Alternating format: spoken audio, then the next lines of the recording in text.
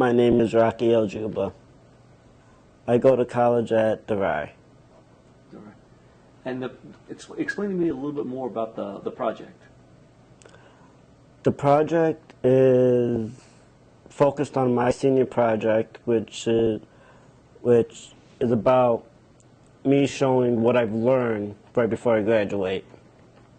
So, for me, my major is game and simulation programming, so my senior project would have to be a game that I made. And Pat wanted to do something with the Surface, and I asked if I could make games for my senior project, and he said okay, and it just took off from there. First learning about the Surface was Pat sent me an email about like an open discussion about Surface, about wanting to do something for it. I attended the meeting and saw it, and I thought it'd be pretty cool to make games for.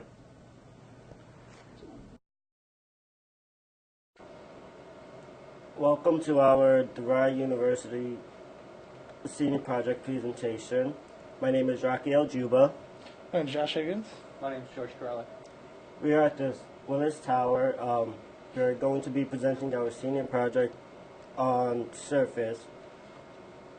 And we've been meeting here quite frequently on Mondays to work on our senior project and to get a game put on there made by us.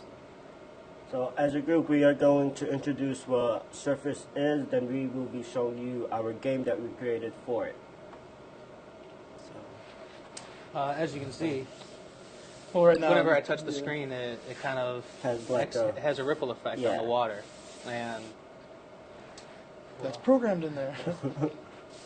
Surface is an interactive, collaborative machine that allows multiple people to use it at once, and it has multiple users just like involved in it. It's all controlled by touch, and it has some pretty cool features on here, like Show the finger fountain. this is the finger fountain application. It's just like Pretty much it traces your finger movements, or as you can see.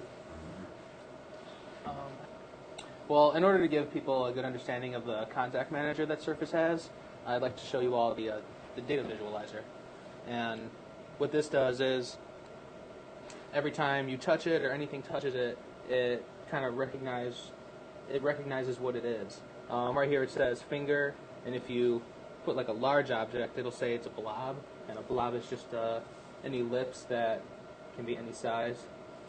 And well, this is what the Surface uses in order to move around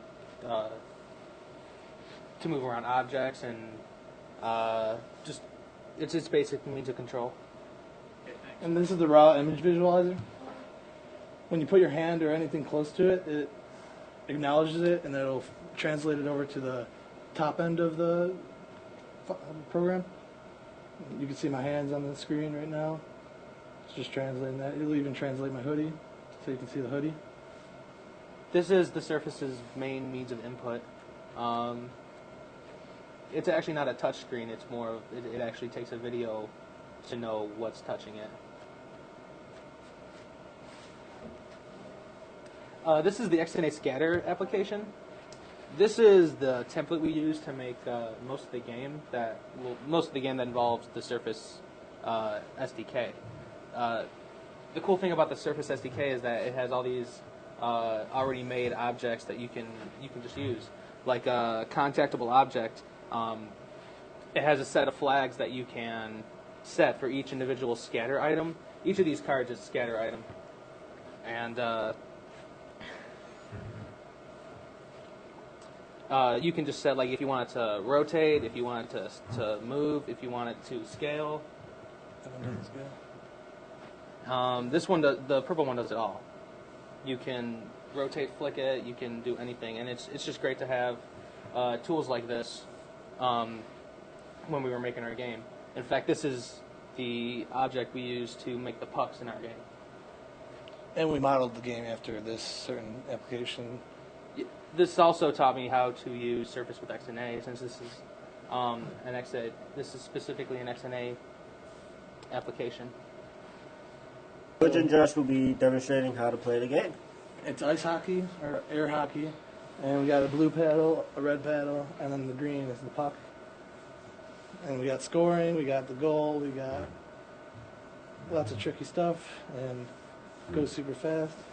Yeah, even at high velocities, won. it's still. I want a gun. In order to win, You'd score one player has to score 10 points. Right now, Josh has 3 points, 'cause I'm victorious. and he's way better at this than me.